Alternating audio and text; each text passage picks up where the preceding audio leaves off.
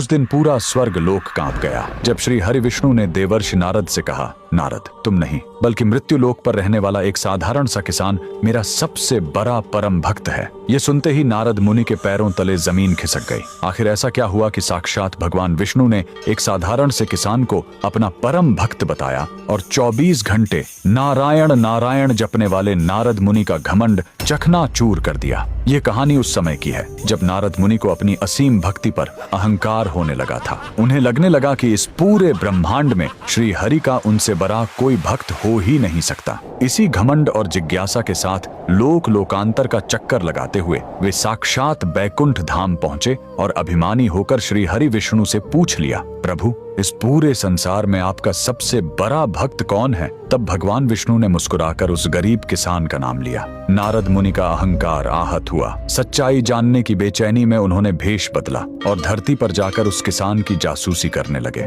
उन्होंने देखा कि वह गरीब किसान सुबह उठा, आसमान की तरफ देखकर हाथ जोड़े और कहा, राम राम प्रभु। फिर वह अपने खेत पर गया। दिन भर उसने चिलचिलाती धूप में अपने बैलों के साथ खेत की जुताई की। पसीने और मिट्टी में लथपथ होकर उसने अपना खून पसीना एक किया। शाम को थका हारा घर लौटा, रूखी सूखी रोटी खाई और सोने से पहले बस एक बार फिर आसमान की ओर देखकर कहा, प्रभु, तेरा कोटि कोटि धन्यवाद। ये देखकर नारद मुनि तुरंत श्री हरि के पास लौटे और थोड़े क्रोधित होकर बोले, प्रभु, उसने तो पूरे दिन भर में मुश्किल से 2 या 3 बार आपका नाम लिया होगा और मैं हर सांस के साथ आपका नाम जपता हूँ, फिर वो आपका परम भक्त कैसे? श्री हरि विष्णु ने उन्हें कुछ भी नहीं समझाया। उन्होंने बस सोने के एक कटोरे को तेल से लबालब भर दिया और नारद जी को देते हुए कहा, नारद, इसे लेकर पूरे ब्रह्मांड का चक्कर लगा कर आओ, लेकिन याद रहे, इस कटोरे से तेल की एक भी बूंद नीचे नहीं गिरनी चाहिए। अपने अहंकार में चूर नारद मुनि उस तेल से भरे सोने के पात्र को लेकर तुरंत ब्रह्मांड के चक्कर पर निकल गए। उनका पूरा ध्यान बस उस कटोरे पर था